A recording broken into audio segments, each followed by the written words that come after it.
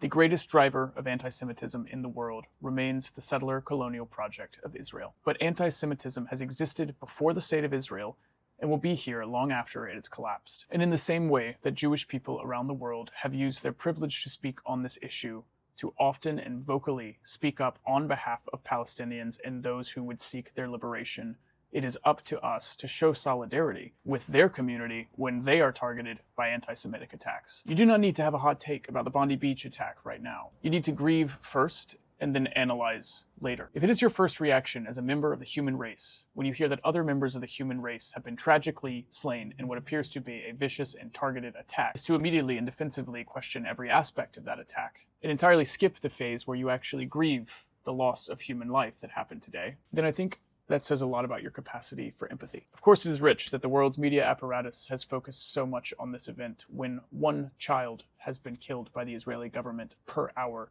in Gaza for the past 2 years. Of course, it is hypocritical to see the elevation of Jewish life be consistently raised in the media above that of Palestinian life. Of course, it is horrific to see the actions of what a few people who call themselves Muslim be interpreted to speak for an entire religion and everyone who adheres to it. But if you truly believe that you hold the moral high ground over the people that you critique, then you cannot close your heart to the suffering of others. The likeliest explanation for this attack is that it was carried out by people who believe that all Jews should be held responsible for the actions of the Israeli government, which is as insane a proposition as the people who believe that all Muslims should be held responsible for the actions of these men. This is further complicated by the fact that a rogue government has spent the past few decades trying to convince the entire world that Jews and Israel are the exact same thing, while simultaneously claiming that all criticism of Israel is actually criticism of Jews. Is it so surprising that people without a nuanced approach to geopolitics and history